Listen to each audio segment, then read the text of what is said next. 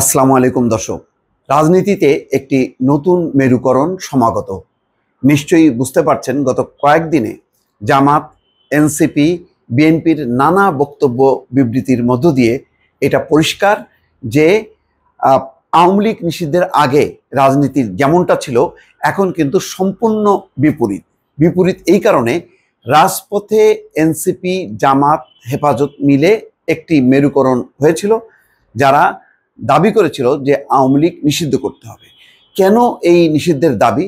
তারও কিছু কারণ আছে দর্শক, সেই কারণগুলো বিশ্লেষণ করব। তার আগে যারা ভয়েস বাংলা নিয়মিত দেখেন কিন্তু চ্যানেলটি সাবস্ক্রাইব করেননি, তারা সাবস্ক্রাইব করবেন এবং আশা করব যে লাইক শেয়ার দিয়ে ভয়েস বাংলার সঙ্গেই থাকবেন। আসুন এবার একটু আমরা দেখি যে কি ঘটছে রাজনীতিতে। রাজপথে একসাথে আন্দোলন করেও হঠাৎ করেই এনসিপি অর্থাৎ জাতীয় নাগরিক পার্টি আর জামাত একেবারেই বিপরীতমুখী অবস্থানে। সরকারের উপদেষ্টারাও বক্তব্য দিচ্ছেন জামাতের ৭১-এর ভূমিকা নিয়ে।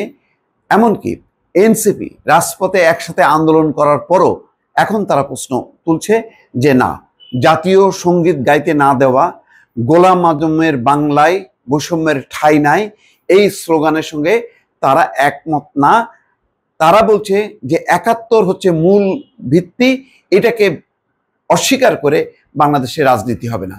অর্থাৎ গণঅভ্যুত্থান ৫ই আগস্ট, জুলাই আগস্টের যে গণঅভ্যুত্থান, সেই গণঅভ্যুত্থানটা সত্য, কিন্তু তার থেকেও বড় সত্য হচ্ছে ৭১-এর মুক্তিযুদ্ধ। আর যেহেতু মুক্তিযুদ্ধ স্বাধীনতা বিষয়ে জামাতের ভূমিকা অস্পষ্ট, জামাতের ভূমিকা অন্তত পক্ষে সবার কাছেই বিতর্কিত এবং এখনো পর্যন্ত জামাত এই ব্যাপারে পরিষ্কার ব্যাখ্যা দেয়নি।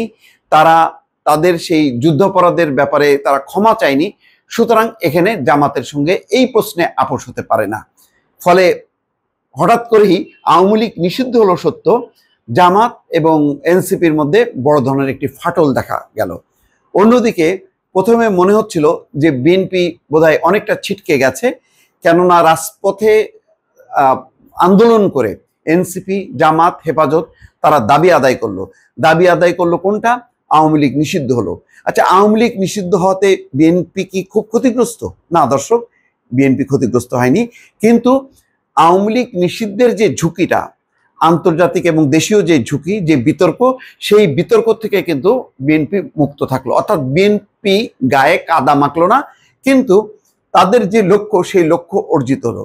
যেভাবে আওয়ামী লীগ বিএনপিকে একদম প্রকাশ্যে নিধন করলো, রাজনীতি থেকে দূরে সরানোর চেষ্টা করলো, বিএনপি কিন্তু তাদের নিজেদেরকে কিছু করতে হলো না। তাদের অন্য শক্তি অর্থাৎ সরকার, অন্তর্বর্তী সরকার, এনসিপি, জামাত সেই কাজটা করে দিল। করার পরেও বিএনপি কিন্তু প্রধান রাজনৈতিক শক্তি হিসাবে থাকলো।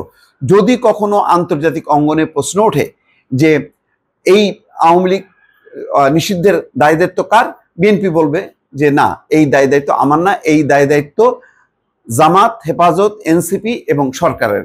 ফলে বিএনপি কিন্তু আন্তর্জাতিক অঙ্গন তার পক্ষে থাকলো যে বিএনপি এই ইস্যুতে রাজপথে নামেনি। কিন্তু বিএনপির যে লক্ষ্য, বিএনপির যে কার্য, সেটা কিন্তু ঠিকই সাধিত হয়ে গেল। অর্থাৎ অন্যরা আওয়ামী লীগ নিষিদ্ধ করে অনেক দিন থেকে তার চিরপ্রতিদ্বন্দ্বী শত্রুকে রাজনীতির মাঠ থেকে সরিয়ে দিল। জামাত এবং এনসিপি তারা কি চেয়েছিল? তারা এই ইস্যুতে আন্দোলন করে তারা একটা দ্বিতীয় অবস্থানে আসতে চেয়েছিল। যদি সামনে যেহেতু নির্বাচন, এবং নির্বাচন যেভাবেই হোক না কেন ডিসেম্বর জানুয়ারির মধ্যেই নির্বাচন, এটা মোটামুটি নিশ্চিত। সুতরাং তারা আগেই একটা বড় প্রতিপক্ষ আওয়ামী লীগকে তারা নির্বাচনের মাঠ থেকে সরালো, যাতে জামাত এবং এনসিপি সেই জায়গাটা চলে আসতে পারে। কিন্তু রাজপথের আন্দোলনে জামাত একটা বড় ধরনের ভুল করলো। তারা প্রকাশ্যে আসলো, তারা তাদের স্লোগান দিয়ে গোলাম আজমকে সামনে রেখে ৭১-এর মুক্তিযুদ্ধের সবচেয়ে যে অহংকার জাতীয় সঙ্গীত, সেই সঙ্গীতকে তারা স্বীকৃতি না দিয়ে যেই ভুল পথে পা দিল, সেই ভুল পথে পা দেওয়ার কারণে তার কাছ থেকে এনসিপি সহ অন্যান্য রাজনৈতিক দল তারাও কিন্তু সরে গেল। অর্থাৎ জামাত কিন্তু বেকায়দায় পড়লো। মনে আছে নিশ্চয়ই, সবাই বলতো যে জুলাই আগস্টে জামাত একটা বড় শক্তি ছিল যারা এই ছাত্রদের পিছনে ছিল, কিন্তু তারা ছিল অপ্রকাশ্যে, অর্থাৎ তারা প্রকাশ্যে তারা থাকেনি। প্রকাশ্যে না থাকার কারণে জামাত কিন্তু লাভবান হয়েছে। অর্থাৎ তাদের এই যে যুদ্ধাপরাধ যে আজহারুল ইসলাম, এটিএম আজহারুল ইসলাম, অন্তত তার ফাঁসির হাত থেকে তারা রেহাই পেয়েছে, আজহারুল ইসলাম নিজে। তারপরে জামাতের নিবন্ধন পাবে, জামাত প্রকাশ্যে রাজনীতি করতে পারছে, অনেকগুলো তার যে রাজনৈতিক সুবিধা, সেই সুবিধাটা কিন্তু তারা অর্জন করলো গোপনে থেকে, অপ্রকাশ্যে থেকে। কিন্তু প্রকাশ্যে এসে জামাত কিন্তু বিচ্ছিন্ন হয়ে গেল। জামাতকে এখন বিএনপিও কাছে টানবে না, এনসিপিও কাছে টানবে না, অন্য বড় কোনো রাজনৈতিক শক্তি। জামাতের দায়, অর্থাৎ ৭১-এর যে মুক্তিযুদ্ধ, স্বাধীনতা, এই চেতনা, এই মূল্যবোধের বিরুদ্ধে যে জামাতের অবস্থান, সেই অবস্থানের কারণে জামাতের দায় এখন বড় কোনো দায়িত্বশীল কোনো রাজনৈতিক দল নিতে চাইবে না।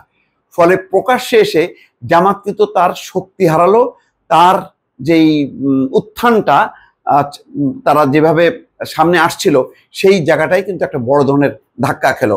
এনসিপি চলে আসলো। এখন বিএনপি যদি নির্বাচনী চাল এবং রাজনৈতিক মেরুকরণটা ঘটাতে চায়, এনসিপিকে যদি বের করে নিয়ে আসতে পারে, তাহলে কিন্তু জামাত আরো বেকায়দায় পড়বে। বরং এই ইস্যুতে, আওয়ামী লীগ নিষিদ্ধের ইস্যুতে বিএনপি রাজপথে না এসেও সে কিন্তু একটা বড় শক্তি অর্জন করলো। সে এনসিপিকে এখন নিয়ে সামনে এগোতে পারবে এবং তেমন একটা অবস্থা হবে। আবার এনসিপিও যে তার এই যে মুক্তিযুদ্ধের বিষয়টা যেহেতু সামনে বড়ভাবে আসলো, এবং তারা কোনোভাবেই ৭১-এর সেই পরাজিত শক্তির যে কোনো দায় কলঙ্ক তারা তাদের কাঁধে নেবে না, সুতরাং তারাও চাইবে যে বিএনপির সঙ্গে মিত্রতা বাড়াতে। ফলে রাজনীতিতে একটা ভিন্ন মাত্রার একটা রাজনৈতিক মেরুকরণ এবং একই সঙ্গে নির্বাচনী মেরুকরণ দর্শক ঘটতে যাচ্ছে। ভালো থাকবেন। আল্লাহ হাফেজ।